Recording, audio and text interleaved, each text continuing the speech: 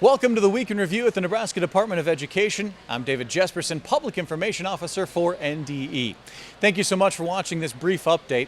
The goal over the next few minutes is to fill you in on some of the news, notes, and events that have happened this week involving NDE. And we are live in location this week at the Heartland Events Center in Grand Island, showcasing the Nebraska Skills USA competition. And as you can see behind me, hundreds of students from across the state are competing in a wide variety of events. We'll talk more about Skills USA in just a moment. First though, it's been a very busy couple of weeks, starting with the celebrating of World Language Week, April 1st through the 7th. We took to social media to promote the week's theme of Power of Languages to be college, career, and civic ready. Many students around the state were recognized for their leadership in language learning with World Language Distinguished Scholar Awards. April was also a busy board meeting as members awarded a number of grants to schools and organizations. 5 different programs were awarded contracts through Nebraska VR to help students with disabilities gain internships, participate in training programs, gain access to resources, and help pair students with local businesses. Board members also approved grants for 4 new 21st Century Community Learning Centers in Omaha and Scottsbluff.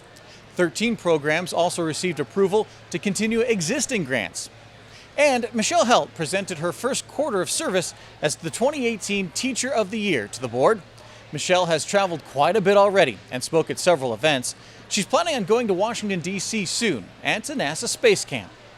Finally, in board news, board members also held a strategic planning retreat to talk about how to implement the state's ESSA plan.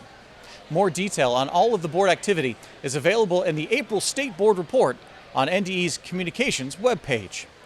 April is also a very busy month for student organizations, with several leadership conferences and competitions like this one here at Skills USA. The month started with thousands of students heading to Lincoln for the state FFA conference. Students in the agriculture-based organization competed in events and were presented awards at the Pinnacle Bank Arena.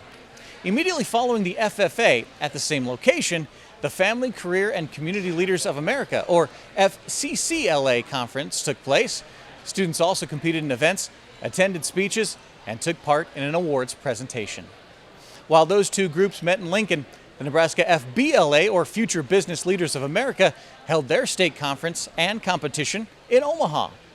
And that, of course, brings us to Grand Island, where more than 2,000 students, teachers, and business leaders have gathered for the Nebraska Skills USA competition.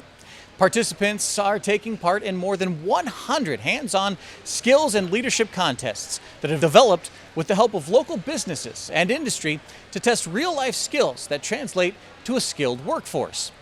There's a little bit of everything here, from cosmetics and cooking to construction and so much more.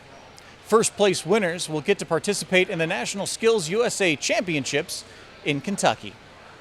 Inside the classroom, students across the state have also been very busy.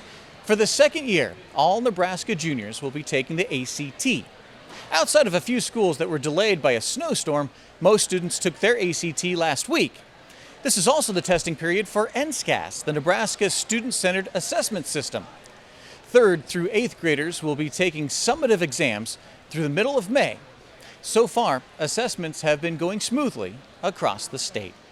The Council of Chief State School Officers even showcased NSCAS in a recent national publication, highlighting the way NSCAS provides timely information to teachers and the use of formative assessments in the state.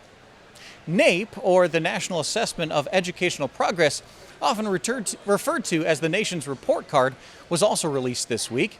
This year, 4th and 8th grade students that represent every state took math and reading tests. Nebraska students did very well, scoring above the national average in all of the categories. Thank you for tuning in to This Week in Review on location at the Heartland Events Center. We'll see you next week with the latest news from NDE.